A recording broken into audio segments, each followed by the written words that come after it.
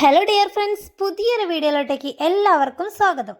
അപ്പോൾ ഇപ്പോൾ സമയം ഒരു 7 മണിയൊക്കെ കഴിഞ്ഞിട്ടുണ്ട്. അപ്പം ഞാൻ ഈ ഡ്രസ്സൊക്കെ മാറ്റി ഐലൈനറൊക്കെ മുക്കി തേച്ച് എവിടത്തേക്കാണെന്നല്ലേ, വേറെ എവിടെയല്ല, പറശ്ശിനി മുത്തപ്പനെ കാണാൻ വേണ്ടിയിട്ട് പോവുകയാണ് കേട്ടോ. ഇന്ന് വെള്ളിയാഴ്ച ആയതുകൊണ്ട് തന്നെ മുത്തപ്പനുണ്ട്, അന്തിവെള്ളാട്ടുള്ള ദിവസമാണ് കേട്ടോ. അപ്പോൾ അതുകൊണ്ട് തന്നെ നമ്മൾ ഇപ്പോൾ പോകുന്നതിൻ്റെ ഉദ്ദേശം എന്ന് വെച്ചാൽ നമ്മുടെ പുതിയ വണ്ടിയുടെ ചാവി ഒന്ന് പൂജിക്കാൻ വേണ്ടി വെക്കണം. ഞാൻ കഴിഞ്ഞ വ്ളോഗിൽ ഓൾറെഡി പറഞ്ഞിട്ടുണ്ടായിരുന്നു വണ്ടി എടുത്ത വിശേഷങ്ങളൊക്കെ പങ്കുവച്ചിട്ട്. അപ്പോൾ അതിൻ്റെ ചാവി ഒന്ന് പൂജിക്കാൻ വേണ്ടി പോകണം പറശ്ശിനി മുത്തപ്പൻ്റെ നടയിൽ. അപ്പോൾ അങ്ങനെ നമ്മളെല്ലാവരും എന്താ റെഡി ആയിട്ടുണ്ട്. ഞാനൊരു ബാഗൊക്കെ എടുത്തിട്ടുണ്ട്, എൻ്റെ ട്രൈപോഡ്, ഫോണ്, ഇതൊക്കെ എനിക്ക് കൈ പിടിക്കണ്ടല്ലോ, അപ്പോൾ ഒരു ചെറിയ ബാഗ് എടുത്തിട്ടുണ്ട്.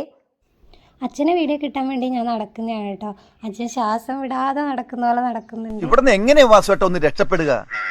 അങ്ങനെ നമ്മളിതാ എല്ലാവരും റെഡി ആയി കഴിഞ്ഞു. ഇനി നമ്മൾ പുറപ്പെടാൻ വേണ്ടി നോക്കുകയാണ് കേട്ടോ. ഞാൻ ഇന്ന് ഒരുപാട് സംഭവങ്ങൾ വിചാരിച്ചിട്ടാണ് പോകുന്നത് പറശ്ശിനി ദേവൻ്റെ അടുത്തേക്ക്. 2-3 കാര്യങ്ങളുണ്ട് കേട്ടോ.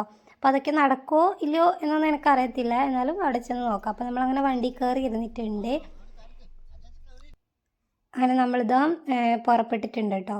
ധർമ്മശാല എങ്ങനെയാണെന്ന് തോന്നുന്നു എത്തിയത്. അപ്പോൾ ഇവിടുന്ന് നമുക്ക് അത്ര അധികം ഡിസ്റ്റൻസ് ഇല്ല, നമ്മുടെ കാനൂലെ വീട്ടിൽ നിന്ന് പറശ്ശിനിയിലേക്ക് എത്താൻ. ഇനി കുറ്റ്യാട്ടൂരിനാണെങ്കിൽ അത്യാവശ്യം ഒരു ഡിസ്റ്റൻസ് ഒക്കെ ഉണ്ട് പറശ്ശിനിയിലേക്ക് എത്താൻ വേണ്ടി. ഈ സമയത്ത് ധൻഷുവിന് ഇങ്ങനെ ഉറങ്ങണോ വേണ്ടയോ എന്നുള്ള ഒരു ഇതിലാണ് കേട്ടോ. അവനിന്ന് ഉച്ചക്ക് ഉറങ്ങിയിട്ടുണ്ടായിരുന്നില്ല. അപ്പോൾ അവനെ ഉറങ്ങല്ലേ എന്ന് എൻ്റെ അച്ഛനും എല്ലാവരും കൂടെ ഉണർത്തും ഞാൻ കേട്ടോ. കുറേ കളിപ്പാട്ടങ്ങളൊക്കെ മേടിച്ച് തരും എന്നൊക്കെ പറഞ്ഞിട്ട് കുട്ടീനെ നല്ല ഹാപ്പി ആയി വെക്കുന്നുണ്ട് കേട്ടോ. പോകുമ്പോൾ തന്നെ അച്ഛൻ്റെ അമ്മേൻ്റെ അടുത്ത് കുറേ ലിസ്റ്റൊക്കെ കൊടുത്തിട്ടുണ്ടായിരുന്നു കുട്ടി. അങ്ങനെ നമ്മളിതാ പറശ്ശിനിയിൽ എത്തിയിട്ടുണ്ട്. വണ്ടി പാർക്ക് ചെയ്യാൻ വേണ്ടി പോകുവാന്ന്. നല്ല തിരക്കുണ്ട് കേട്ടോ. ഇന്ന് വെള്ളിയാഴ്ച ആയതുകൊണ്ട് തന്നെ നല്ല തിരക്കുണ്ടായിരുന്നു. കാരണം ശനിയാഴ്ച സെക്കൻഡ് സാറ്റർഡേ ആണല്ലോ വരുന്നത്. അതുകൊണ്ട് തന്നെ അത്യാവശ്യം നല്ല രീതിക്ക് അവിടെ തിരക്കുണ്ടായിരുന്നു. നമ്മൾ ഇത്രയും തിരക്ക് എന്ന് വിചാരിച്ചില്ല. അധികവും ഇങ്ങനെ തിരക്ക് ഉണ്ടാവലുണ്ട്. ശനി ഞായറൊക്കെ പൊതുവെ നല്ല തിരക്കാണ്. പക്ഷേ വെള്ളിയാഴ്ച നമുക്ക് ഈ സെക്കൻഡ് സാറ്റർഡേ ആണെന്നുള്ളത് ഓർമ്മയുണ്ടായിട്ടില്ല കേട്ടോ. അപ്പം നല്ല തിരക്കുണ്ട്. ആ ബോബുവിൻ്റെ കണ്ണ് കണ്ടു ഉള്ളിന്ന് അപ്പുറത്ത് തന്നോ.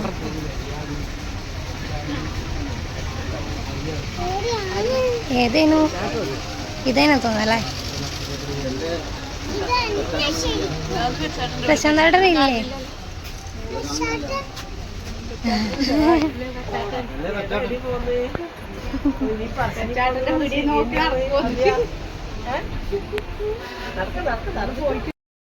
അപ്പോൾ അത് ധൻഷു ബേബീൻ്റെ ഭയങ്കര ഫേവറേറ്റ് പേഴ്സണിൽ ഒരാളാണ് കേട്ടോ.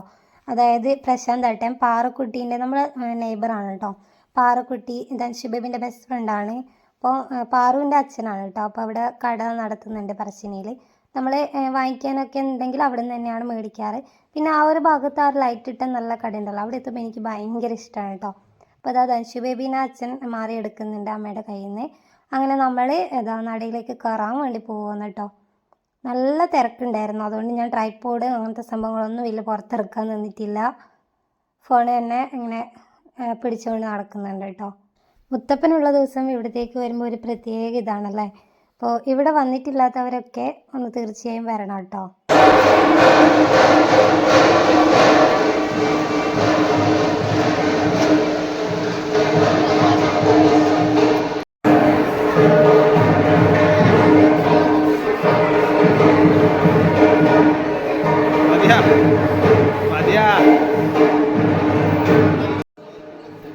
അപ്പോൾ ഇതാ ആൾക്കാരുടെ ആ ഒരു ഇത് കണ്ടില്ലേ, നല്ല തിരക്കുണ്ട്.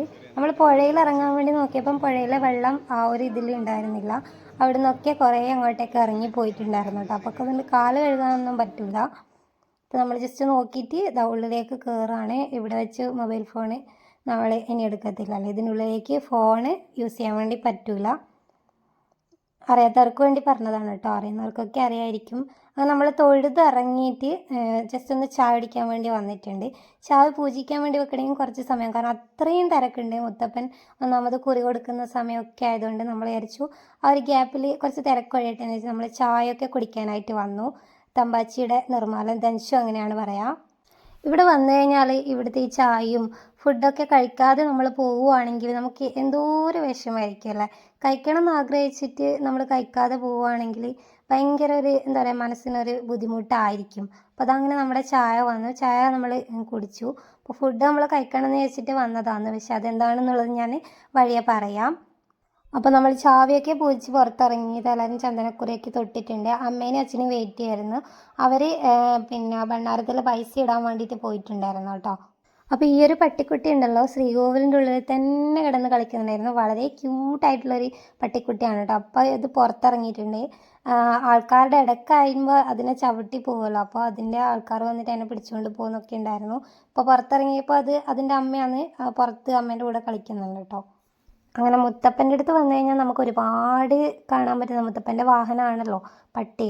അപ്പോൾ ഇഷ്ടം പോലെ നമുക്ക് കാണാം. ഇവിടെ ചെന്നിട്ട് ആരും പട്ടി ഉപദ്രവിക്കുകയോ അങ്ങനത്തെ സംഭവങ്ങളൊന്നും ചെയ്യത്തില്ല കേട്ടോ. ഇവിടുത്തെ പട്ടികളൊന്നും നമ്മളെ തിരിച്ചും ഉപദ്രവിക്കാറുമില്ല. അങ്ങനെ ഒരു ഇത് ഞാൻ പറഞ്ഞു കേട്ടിട്ടില്ല കേട്ടോ ഇതുവരെ.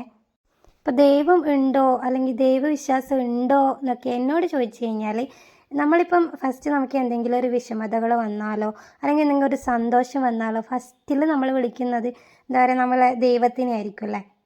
അതുപോലെ തന്നെ ക്ഷേത്രങ്ങളിലൊക്കെ പോയി നമ്മുടെ വിഷമങ്ങളും സന്തോഷങ്ങളും ഒക്കെ പങ്കുവയ്ക്കുന്ന സമയത്ത് നമുക്ക് കിട്ടുന്ന ആ ഒരു എനർജി അല്ലെങ്കിൽ ഒരു പോസിറ്റിവിറ്റി ഉണ്ടല്ലോ, അത് തീർച്ചയായും ഒരു ശക്തി തന്നെയല്ലേ.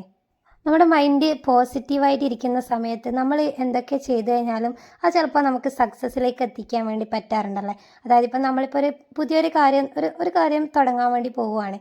അത് നമ്മളിങ്ങനെ ഭഗവാനെ മനസ്സിൽ ധ്യാനിച്ച് ഭഗവാനെ കൂടെ നിൽക്കണേ എന്നുള്ള ഇതിൽ നമ്മൾ തുടങ്ങുകയാണെങ്കിൽ നമുക്ക് അവിടെ ഒരു എനർജി ഒന്ന് ബൂസ്റ്റ് ആവുന്നതായിട്ട് എനിക്ക് ഫീൽ ചെയ്യാറുണ്ട്.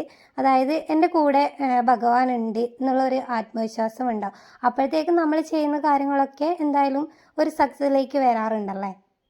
ഒരു ശക്തി നമ്മുടെ കൂടെ ഉണ്ട് എന്നുള്ള ആ ഒരു പോസിറ്റീവ് തോട്ട് നമ്മുടെ മൈൻഡിൽ ഉണ്ടായിക്കഴിഞ്ഞാൽ നമുക്ക് ഒരു സക്സസ് തീർച്ചയായും ഉണ്ടാകും. നമ്മൾ ചെയ്യുന്ന കാര്യങ്ങളൊക്കെ ചിലപ്പോൾ പെർഫെക്റ്റ് ആയിരിക്കും.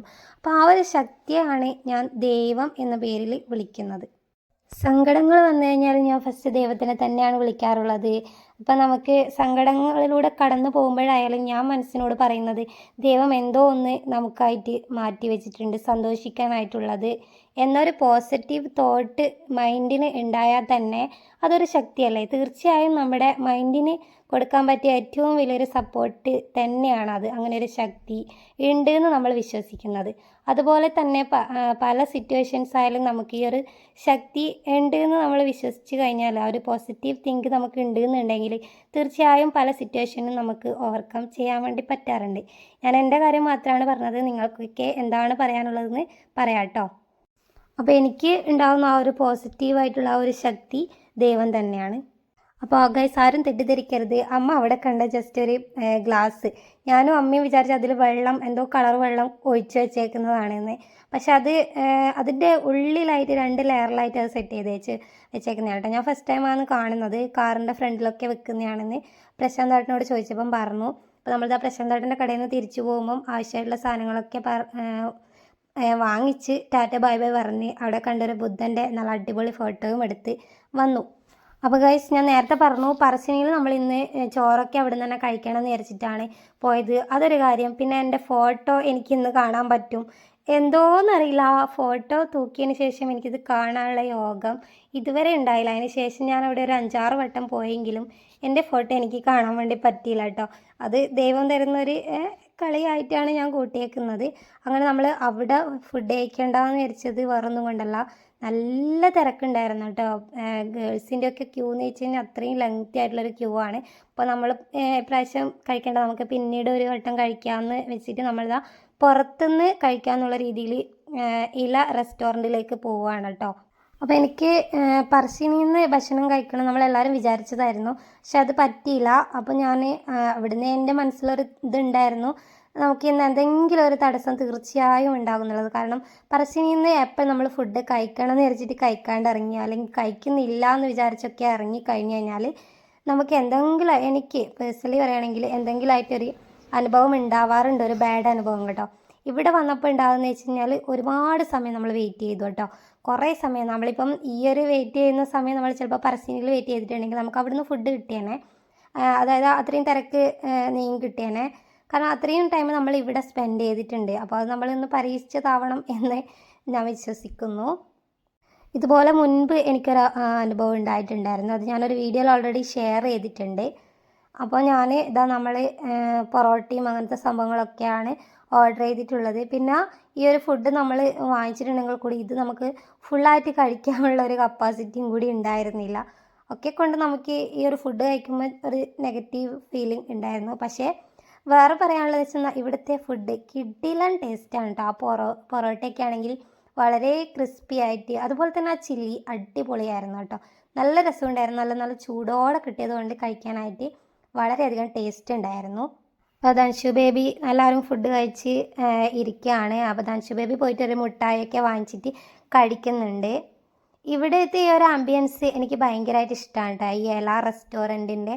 അപ്പോൾ ഇവിടെ ഇതിപ്പോൾ സ്നേക്ക് വർക്കിൻ്റെ അടുത്താണ് വരുന്നത്. അപ്പോൾ അവിടെ ഈ കണ്ണൂർ ജില്ലക്ക് പുറത്തൊക്കെ ഉള്ളവരാണെങ്കിൽ ഇവിടുത്തെ ഫുഡൊക്കെ ഒന്ന് ട്രൈ ചെയ്യാം.